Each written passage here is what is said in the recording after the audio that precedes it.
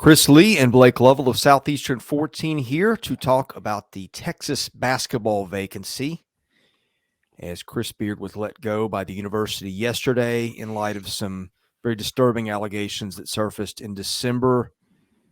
Why are we discussing Texas basketball? Well, two reasons. Texas will be in the SEC before long. And number two, Blake, and I can feel an eye roll coming, half the league was mentioned for the opening already. Half the league's coaches. Shocker. I'm stunned that successful basketball coaches in the SEC would be mentioned for another job. We do this every offseason. This just happens to be a unique situation where we're doing this in season based on a big job opening that, again, you just would have really never expected. Given the circumstances, though, there's an opening in Texas. Texas has a lot of money. Texas will pay a lot of money to their new coach. And now it's just a matter of having to hear this whole discussion for months rather than just, a couple weeks at the end of the season. Now we get to hear about all the possibilities for literally 3 months. So yeah, that's the difference here in this. But I'm half joking. I understand this is what we do. Like, I understand it. Like, you have to start looking ahead, right? You have to start looking at the next coach possibility, and I think it's pretty clear. Like I said, anytime, how many jobs over the past several years have the coaches in the SEC who have been successful? Eric Musselman comes in, starts to be successsul. What was the job we were linking him to? Was it Louisville? Is that the one people were talking about? I don't remember. They all run together. Remember. Nate Oats, comes in, wins an SEC title at Alabama. He starts getting linked to other jobs.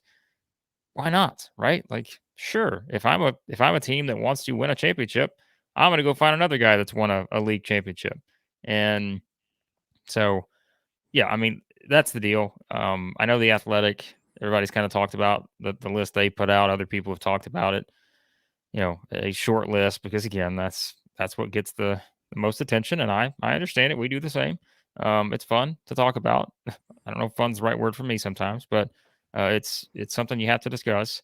But, the names for Texas that has all the money that you need to hire a big coach. Well, where do you start? You start with John Calipari, as always, because there's not a job that goes around that someone's not going to put John Calipari on the list, given what's going on at Kentucky. I don't know. Who knows, right? Then you go to the next group, which is Bruce Pearl, Eric Musselman, Nate Oats. By the way, Bruce Pearl.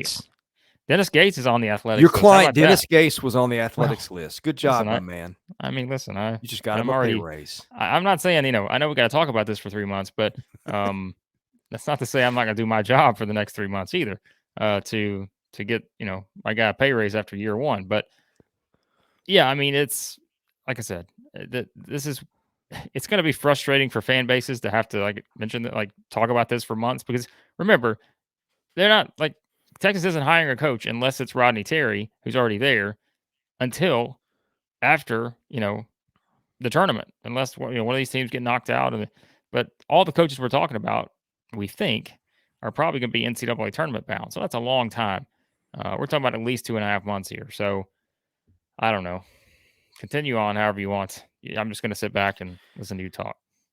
Okay, well, I'm going to ask you a question, because you are better connected in the college basketball world than I am. What do you think the perception of the Texas job is? And I always say this, that it only takes one guy, right? In other words, it doesn't matter if 50 guys think the job is awful, which of course Texas is not, but you'll see where I'm going with my point.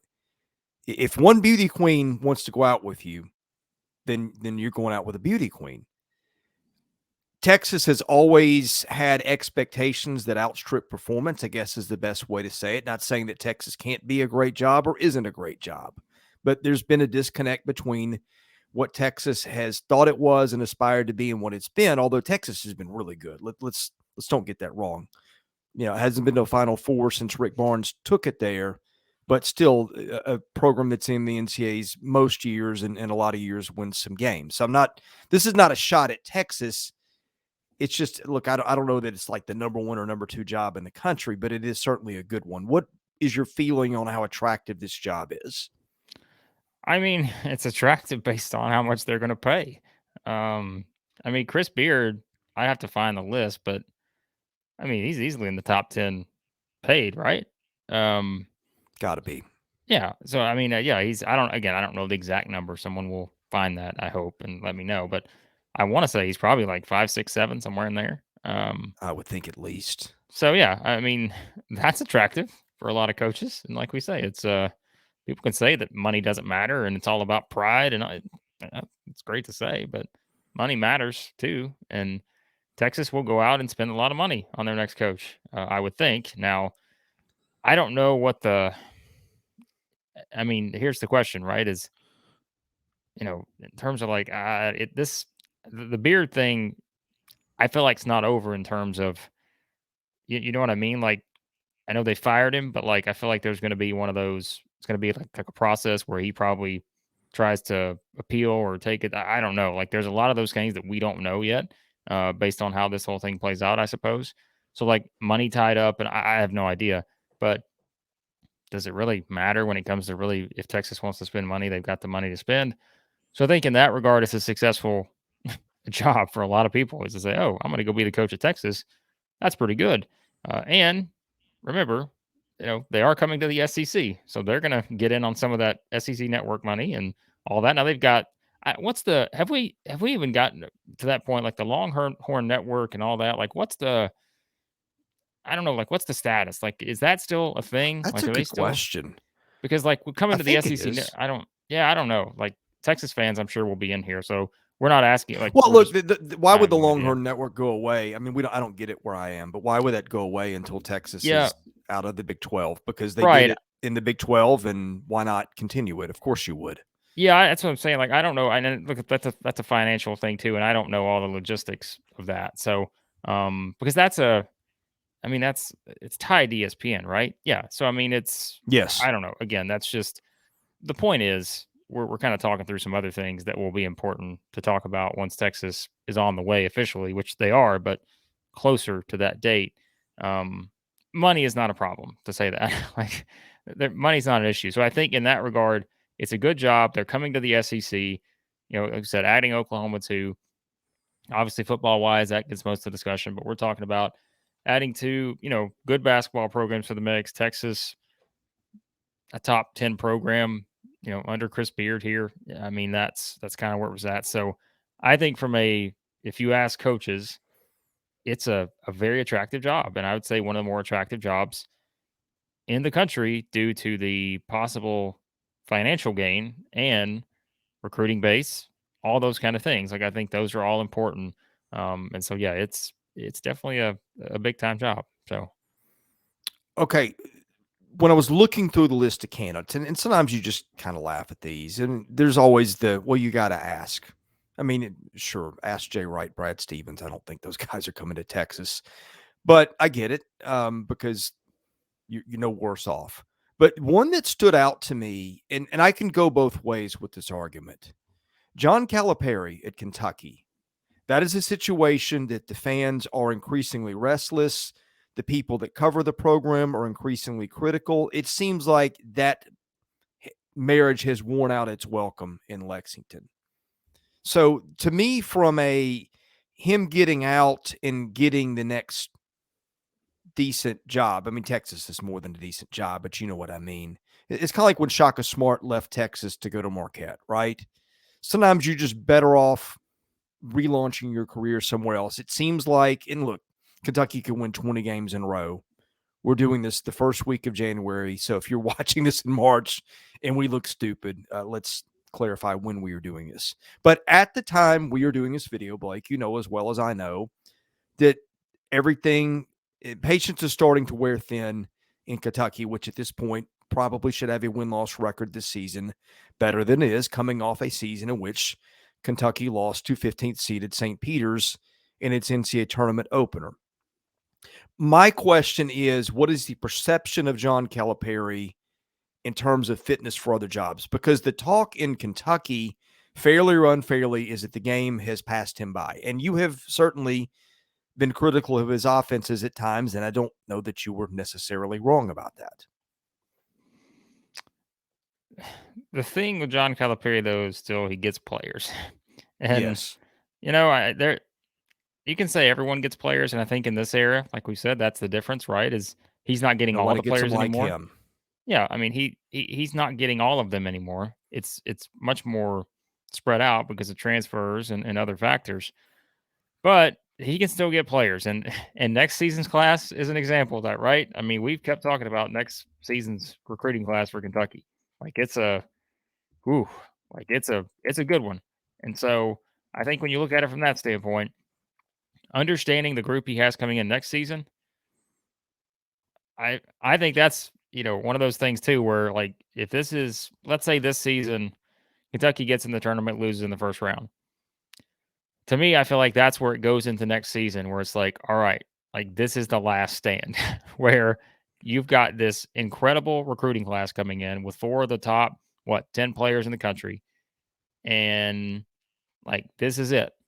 And so I don't know, like, he can take all those players with him too, right? But Well, I that's what don't. I'm saying is if you hire him, you may get more than a coach, right? Well, right. I mean, if you get DJ Wagner and Justin Edwards and those guys coming in, then hey, I mean that like, once again completely transforms your program. But the appeal of hiring Cal for anyone is the guy can still get players, and it's just can he put those players in a position to get to the ultimate goal? Well, the facts tell us that Kentucky has not been in the Final Four since 2015. That's a long time in Kentucky land. You know, I mean, I said that the joke. Some of that, like that's 50 years. Like that's what it feels like, right? I mean, it's only 7, but that's a long time in Kentucky basketball world. So I just think that's the thing, and we're having this discussion based on the fact that John Calipari, no matter what, I don't want to say no matter what. Now, obviously, if he had a losing season every year, it'd be different. But he doesn't. You know, it's like, well, they lost to Stony Brook last year, yeah, but what's their record going into it? They're a 2 seed, right? Um, they still win a lot of games. So, St. Peter's. oh, yeah, sorry, Stony Brook. Why did I say Stony Brook? I don't know where that came from. Yeah. So, I mean, you look at it from that standpoint, and he's going to be like this is what we said. It's like clockwork, right? He's going to be mentioned for any jobs out there because one, he can get players. 2, he's done this for a long time, and his winning percentage is very high, despite the fact that he maybe has not met the success that Kentucky fans want when it comes to beyond the regular season and getting to the Final Four every year. He's not been able to meet those expectations. But for a lot of other programs, I mean, they'll take getting to the tournament every year and maybe getting to the second weekend of the tournament every other season. They'll also take getting some of the top players in the country. And so all that combined, Cal's going to be an attractive option for anybody, whether it's Texas, whether it's any of these jobs. NBA comes calling. Do I think Cal will? It's no inside knowledge, but do I think he'll keep entertaining NBA jobs if they're available? Sure, because like we said, there's something to being competitive. You think he wants to go out the way he did in the NBA, many years ago, just kind of being looked at as a guy who couldn't cut it in the NBA? I don't know. I've said before, I wouldn't be shocked if he eventually goes back and tries it out again, if it's the right scenario. But for now, he's still a successful college coach. It's just he's just not, wants a tournament and understanding that at Kentucky you need to win championships and get to Final Fours. He hasn't done enough of that. And so does that divide? He's got a lifetime deal there, right? Like look at the contract. Like this guy can coach there forever based on the current contract. That's becoming the problem, according to Well, some. yeah, exactly. That's my point though. Like the contract, it's and we're not gonna compare it to Jimbo, but like it's I mean, it's a look at the contract. Like he's the highest paid coach in the country. So yeah, I mean it's a very interesting dynamic with Cal. That's for sure. So Okay, there's 4 other SEC coaches mentioned. I want to go through these one by one briefly. The one that probably makes the least sense to me is Eric Musselman because Arkansas has won big before. Arkansas is winning big now. He's recruiting well. He's loved where he is. That to me is one. And I'm not saying there's some others that I'm not sure I wouldn't stay at the SEC school I'm at before I'd leap for Texas. But I'm thinking about the ones that make the least sense to me. And to me, Musselman going to Texas, my opinion could be wrong. You may have a different opinion, and tell me why I'm wrong. But Eric Musselman, of all these other coaches listed, that's the one that to me makes the least sense. I mean, it makes sense why they would want him, but in terms of him leaving, this is what I mean. Yeah.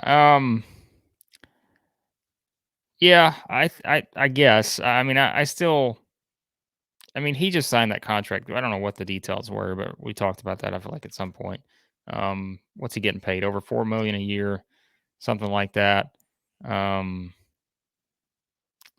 Yeah, I mean, I don't know. I mean, it's just I don't. Given what he's built there, and like we said, it's. I think to me, it's like it's either a financial thing where it's like Texas just opens up the book and he's going to pay him a significant amount more money, or or it's just like we said, it's just Texas, right? And I know we're getting into a debate here, Arkansas and Texas, but like it's just I mean in terms of the like recruiting and those kind of things, like because that's what I feel like that's what people always talk about. Like when you talk about Texas, you know, you're in Austin, um, all those kind of, but I don't know. I'm not saying I'm with you. Like I'm looking at it probably more so from Texas standpoint. If I'm Texas, he'd be in my top Well, of course. 3, I right? mean, Like yes, he'd be there easily. might be But my top for choice. yeah, like but for us, I don't really see a reason for him to leave Arkansas based on what he's accomplished there already, because he's done all the things that honestly we kind of talked about with Cal. Um, Right. he's got players. I mean, he's in back-to-back Elite Eights now, and so I mean, but you know what? That's what I think we have to think about it. I'm not saying this is an Eric Musselman discussion. This is a bigger discussion, but like when coaches leave, I mean, this is the era we're in, right? You can take your team with you. Right. You can bring your guys. And so I think that makes it so much harder when it comes to some of this. And I'm not saying Musk is going to do that. I'm just talking about if you could put any coach in this scenario where it's like you really have to think more about some of the things that we didn't have to think about a decade ago. Because with transfers and everything, you can up and leave, and it's like you're not starting over. You're basically you can take some of the same guys you already have, you take some of your recruits, and unfortunately, or if you're on the other side, it's just like that's the nature of the game at this point. So I don't, I, I don't see Muss going there. So it's the same. Like I said, think about what we talked about. Louisville, we talked about this. We talked about Musselman, Oats. It's the same thing with these two guys at Texas. Although Texas, I think from a financial standpoint and from the standpoint of not having to deal with some of the stuff that Louisville's had to deal with off the floor, it's a much different situation. And so, yeah, Muss would be high on my list, but do I think he's going? I don't see the reason for him to leave unless it's just a substantial financial incentive there. So Bruce Pearl at Auburn. Okay, if we I had mean, done this a decade ago, then of course you leave Auburn for Texas. But you look at what he's built. I think you've referred to Auburn as the toughest place to play in the league, maybe. The fans are on fire for that program. He's been to a Final Four. He was that close to getting to a title game, which you never would have thought would have happened at Auburn, but he's done it. The pressure to win, and I think the expectations right now are obviously less. I mean, he's a hero. Rick Barnes got fired at Texas for going to 16 NCAA tournaments in 17 years. To me, that's one that made perfect sense 10 years ago. If Bruce Pearl is at Auburn, what he's made Auburn into now, he's established he can win big without the pressure of the expectations probably that come at Texas. And so to me, that's one, of course, from a Texas sense, it makes sense, but I don't know if I'm Bruce Pearl, if I'm leaving Auburn for Texas either. yeah, well, it's the same discussion for me. It's the financial part of the equation. Um, Bruce Pearl can be the coach for life at Auburn if he wants to be, um, based on what he's accomplished there, right? I mean, he's got them to Final Four. They've SEC championships. They win every season. Outside of one maybe here or there. Yeah, I mean, I think that's like I said. I mean, you're right. It's funny because like we're SEC guys talking about this. I'd have all these SEC guys like my top 4 or 5. Like, give me any of these guys if I'm Texas. But looking at it from the other side of things, I mean, Pearl's getting paid a lot of money too. He's one of the highest paid coaches in the country, given again what he's accomplished there. But I don't see it. I understand why he will be a top name for a lot of people to connect it, because it is, it's that name, right? It's Texas, and you get a big personality in Bruce Pearl and a winning coach in Bruce Pearl. All those things that go along with it. Yeah, I mean, we did this with UCLA too, didn't we? Like, I mean, we did the same thing with Bruce Pearl and UCLA, and um, there's so many reasons I think you connect the two together, perhaps, but I don't know. So I think he's in the same category as the other guys we talked about. Like, I think it's financially, he's getting paid a lot of money already. Does Texas go above and beyond to do that, or is there more incentive for him to leave? Recruiting wise, a better situation. I just don't like. I feel like the conversations we used to have about coaching vacancies are so different now because of how different the game is, with being able to reshuffle your roster, transfer, like all that. I feel like it's just so different, and I feel like it introduces a wild card that you just cannot predict how some of these things are going to unfold. And I think that gives coaches more incentive to stay where they are if they've already built something successful, because it's not, well, you have to go to Texas, you have to go to Kentucky, or you have to go to Carolina to be winners anymore, right? Because that's where you're going to get all the players. Well, Bruce Pearl's proven that's not true. Eric Musselman's proven that's not true. Nate Oats proven that's not true. So I don't know that it's like the way it used to be, where you had just those handful of programs. Even if, like we said, Texas has unlimited resources, they can go out and pay top dollar to anybody. But the incentive for guys to leave that have already built something that you can argue is ahead of maybe where Texas is for in some instances. I just don't know that that incentive is there, unless it literally does just come down to financial reasons or location reasons. I think those are the only two things. But, for some people that plays a bigger role than others. We just don't know, what motivates certain guys. And I think that's always the question, whether it's Bruce Pearl or Musselman, John Calipari, and so forth. All right. I've got a 1B to Bruce Pearl if Bruce Pearl is 1A. But first, betting $11 to win 10 stinks. With BROTHROW, you can bet 10 to win 10. It lets you bet in all 50 states. Because BROTHROW isn't the house, bettors have a fair chance at winning. It's the only sports betting platform that doesn't take a cut of every bet. You don't have to deposit money into a BROTHROW account. There are no deposits, no minimum bets. No need to connect your bank account. Bettors pay each other directly. There's a hassle-free sign-up process that lets you get in the action in seconds. Go to brothrow.com/SE14. And once you're there, ask to join our private group. Southeastern 14 will let you in, and we can have some bets among our listening audience and have some fun with some chats and some things there. Okay, you probably have figured out the 1B to the 1A would be Nate Oats at Alabama for a lot of the same reasons. Maybe one difference would be that Alabama has traditionally had a higher floor than Auburn. Alabama's had a pretty underrated basketball program. In fact, I would say, I haven't looked it up recently, but it used to be, I think, behind Kentucky. Alabama had the second or third best winning percentage all time in the league. Tennessee might be too now. I'm not sure. But point is, Alabama is known as a football school, but there's been a lot of basketball success there too. And Nate Oats certainly has had Alabama doing quite well in his tenure. Gonna be another Alabama coach leaving for Texas. He's gonna pull the Sark there. There you go. I another one that I just don't see. And like I said, I say I don't see any of these, but you can hear when I explain it like it's if I'm Texas, I'm doing everything I can to get some of these guys. Well, of course. And it's just, if I'm Texas, I take any of these guys. I mean, yeah. So I feel like I'm just repeating myself. Like, I feel like it's the same thing we just talked about with like Muss and all these others. Do you just want to be in Austin, Texas, right? Like, do you just want that location, which is different from maybe being in Tuscaloosa or being in Fayetteville? Like, it's, I don't know, geographically, it's just different, right? It's a bigger city.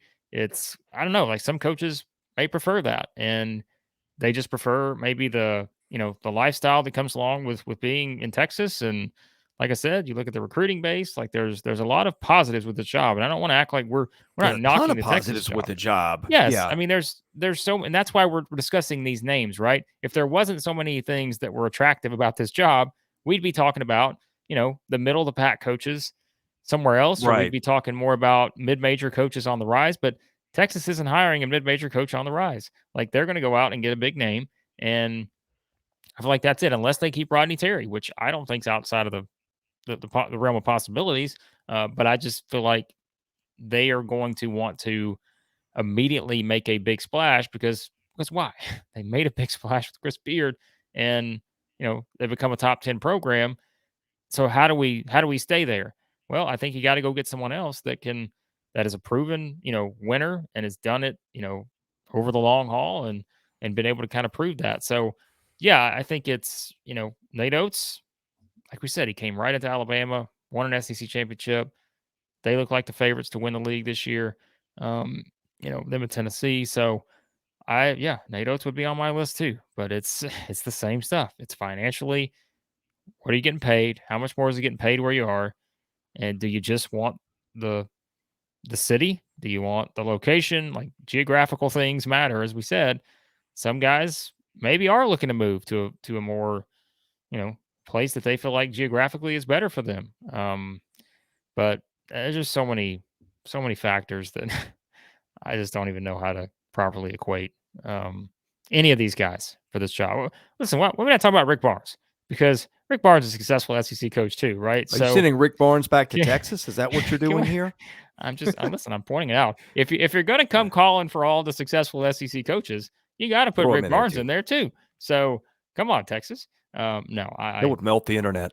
I obviously understand why Rick Barnes is not on any of the short lists at the moment. So All right. We cannot end this podcast here we go. without discussing your client, Dennis Gates, who was in the athletics report.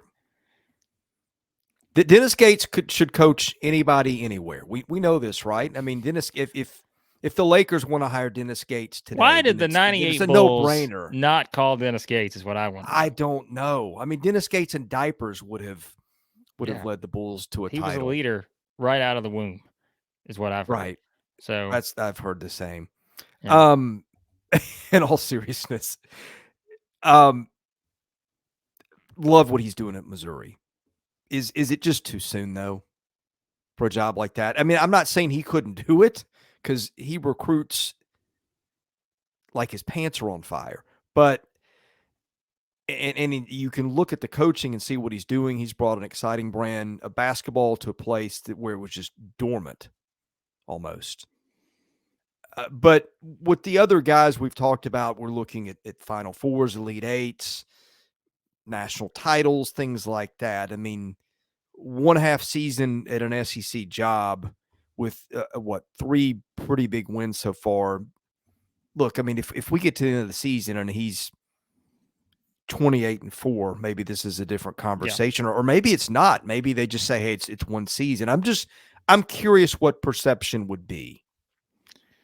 Missouri fans, I'd like to let you know, I've not talked to my client, but you can feel good knowing that Dennis Gates is going to still be the coach at Missouri.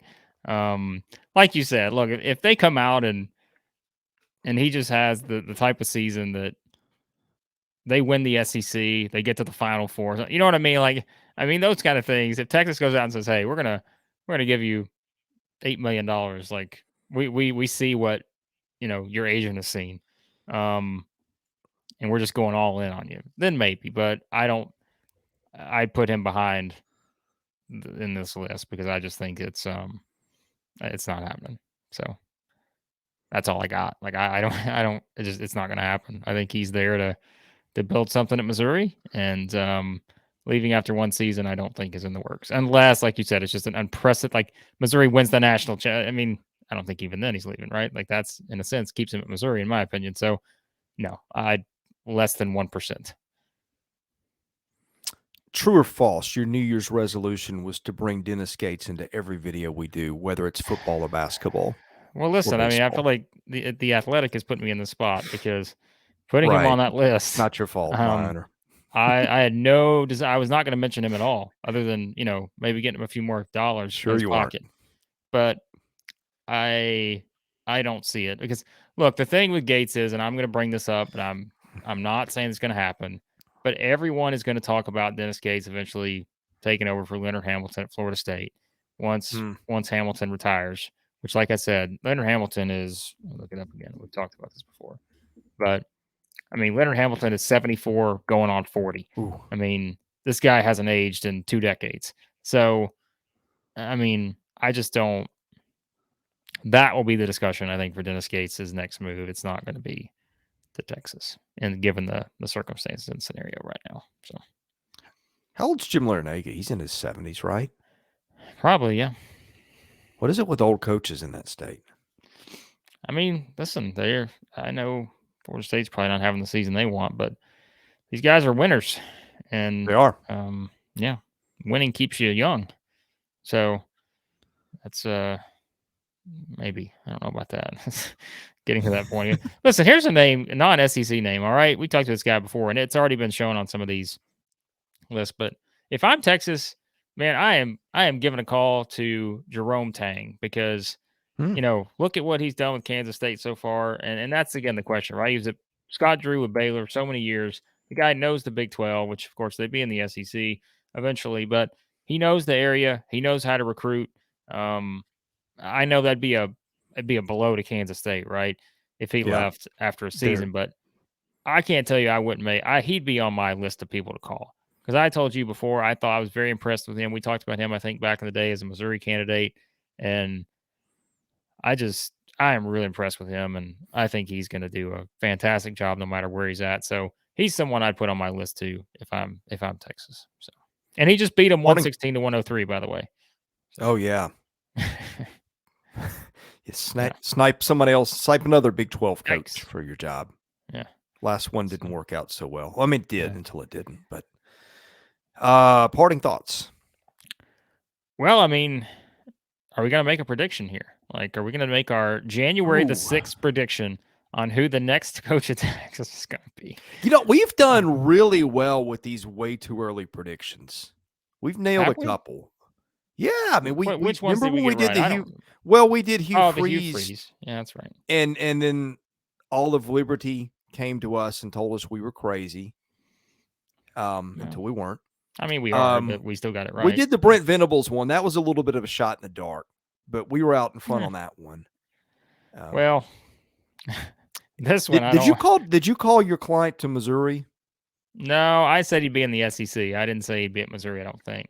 I thought it'd be Florida or Missouri were the final two. I didn't think LSU would be the spot, but I did say I thought it would be Florida or Missouri. I thought it would be Florida, honestly. I thought there was some steam there, but that's okay. He's just winning at Missouri now. It's fine. Like, it's not a big deal. So,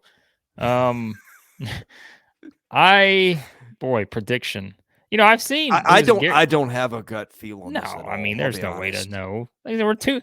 Listen, here's the thing, right? Like, think about all these names. What if one of these SEC teams just spirals here and has a terrible finish to the season? Then it's like, maybe that coach is not. Well, I'm sorry. That maybe opened up a can of worms there for a certain fan base, but it might have. That's okay. But last night was so funny. By the way, is Bill Self, is he the highest paid coach now? Maybe he's ahead of Cal. I don't know. And either way, these guys are making more money than we are doing these videos.